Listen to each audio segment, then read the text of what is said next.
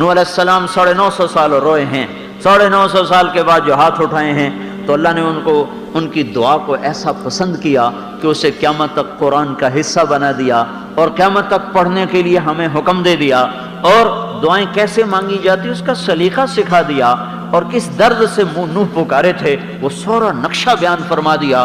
950 سال پھر 3 نسلیں ختم ہو گئی، پتہ نہیں کتنی نسلیں ختم ہو گئیں۔ نوح علیہ السلام کی عمر زیادہ تھی، عام لوگوں کی عمر اتنی نہیں تھی اس وقت بھی۔ پوتے پڑ پوتے کفر پہ چلتے چلے گئے، آخر تھک کر کہا رب انی دعوت قومی لیلا ونہارا فلم یزدہم دعائی الا فرارا وانی کلما دعوتہم لتغفر لہم جعلوا اصابعہم فی آذانہم واستغشوا ثیابہم وأصروا واستكبروا استكبارا ثم إني دعوتهم جهارا ثم إني أعلنت لهم وأسررت لهم إسرارا فقلت استغفروا ربكم إنه كان غفارا يرسل السماء عليكم مدرارا ويمددكم بأموال وبنين ويجعل لكم جنات ويجعل لكم أنهارا ما لكم لا ترجون لله وقارا وقد خلقكم أطوارا ألم تروا كيف خلق الله 7 سماوات طباقا وجعل القمر فيهن نورا وجعل الشمس سراجا والله أنبتكم من الأرض نباتا ثم يعيدكم فيها ويخرجكم إخراجا والله جعل لكم الأرض بساطا لتسلكوا منها سبلا فجاجا۔ یہ نوح علیہ السلام کا ایک ایک بول اللہ تعالیٰ نے نقل کر کے دیا۔ نوح کہہ رہا تھا میرے رب میں نے اپنی قوم کو دن میں پکارا، رات میں پکارا، زور زور سے پکارا، آہستہ آہستہ پکارا، چپ کے ایک ایک سے سرگوشیاں بھی کی، بات بھی کی، اعلان بھی کیے، بیان بھی کیے، پیچھے بھی پھرا، پر انہوں نے کانوں میں انگلیاں دے لی، انہوں نے کپڑوں سے چہروں کو ڈھانپ لیا، تکبر میں سخت ہو گئے، پر میں انہیں سناتا رہا او اللہ کے بندو توبہ کر لو، اللہ بارشیں دے گا، اللہ رزق دے گا، اللہ اولاد دے گا۔ اللہ نے زمین بچھائی، آسمان اٹھایا، چاند تاروں سے اس کو سجایا، چاند تاروں کو حرکت دے کے تمہیں نور عطا فرمایا، زمین کو بچھونا بنایا، اسی سے بنایا، اسی میں لوٹایا، اسی سے تمہیں دوبارہ اٹھائے گا۔ اے میرے رب میں تو یہ کرتا رہا۔ آگے اللہ تعالیٰ کو یہاں تک جب نوح پہنچے نا تو اللہ تعالیٰ کو یہ بات اتنی پسند آئی کہ آگے اللہ نے نوح علیہ السلام کی بات کو جیسے کوئی خود لے کے بیان کرنا شروع کر دے۔ وقال نوح کی یہاں ضرورت نہیں تھی، پیچھے قالا ہو چکا ہے، قال رب انی دعوت قومی لیلا ونہارا، دوبارہ وقال نوح۔ یہ قال نوح جب کسی کی بات بہت پسند آئے پھر اس کا نام دوہرا کے کہا جاتا ہے۔ یہ فرما رہے تھے تو میرا اللہ کہہ رہا ہے نوح مجھے پھر یہ کہہ رہا تھا، اور پچھلی مناجات کو اللہ نے ایسا پسند فرمایا کہ پھر اللہ نے اس کا اعادہ کیا، وقال نوح، پھر نوح نے مجھے یہ کہا رب انہم عصونی واتبعوا من لم یزدہ مالہ وولدہ الا خسارا ومکروا مکرا کبارا وقالوا لا تذرن آلہتکم ولا تذرن ودا ولا سواعا ولا یغوث ویعوق ونسرا وقد اضلوا کثیرا ولا تزد الظالمین الا ضلالا۔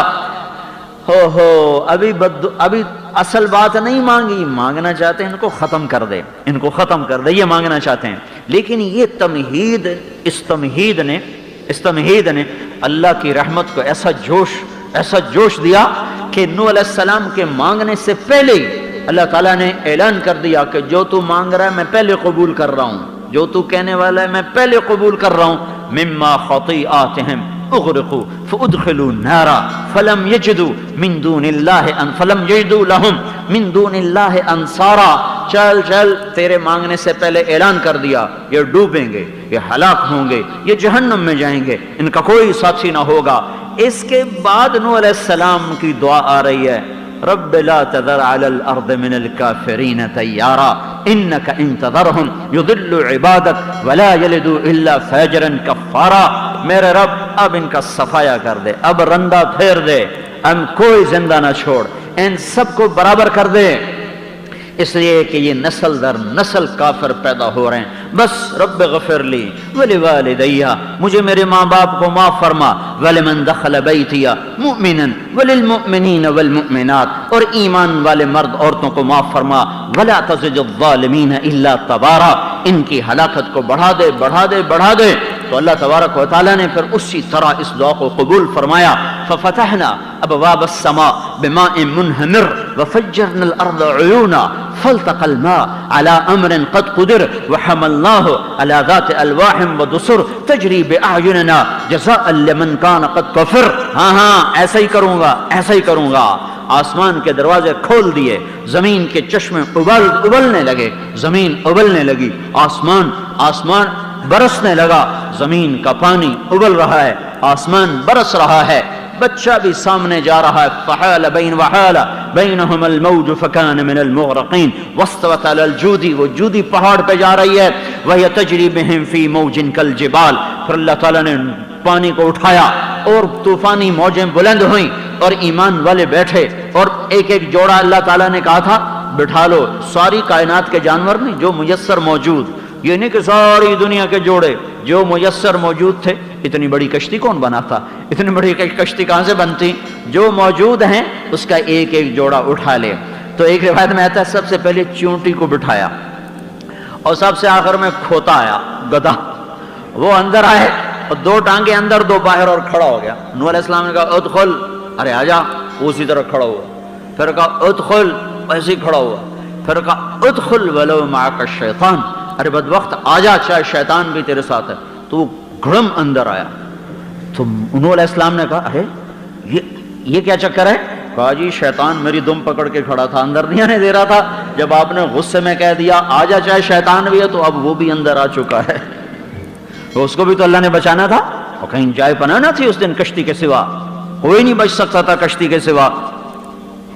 نوح علیہ السلام کہنے لگے یا اللہ یہ تو کہہ رہا ہے جوڑا جوڑا، یہ تو شیر کھا جائے گا گائے کو، بھیڑیا کھا جائے گا بکری کو، بلی کھا جائے گی چوہے کو، تو ان کی نسل کا کیا بنے گا؟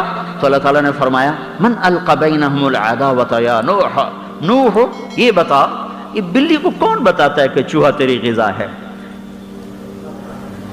اسے کیسے پتہ چل جاتا ہے؟ اس کو تو نہ اماں نے بتایا نہ ابے، تو ان کے پہلے ہی بھاگ گئے ہوتے ہیں، تو اماں سے ہی سیکھنا ہوتا ہے۔ تو کس نے بتایا کہ بھئی تیری غذا چوہا ہے؟ اس کو تو کسی نے نہیں بتایا۔ بھیڑیوں کو کس نے بتایا تیری غذا بکری، اور شیر کو کس نے بتایا تیری غذا گائے ہے؟ کہا نوح علیہ السلام کہنے لگے یا اللہ تو نے کہا وَسَأُؤَلِّفُ بَيْنَهُمْ، میں ان میں محبت ڈال دوں گا،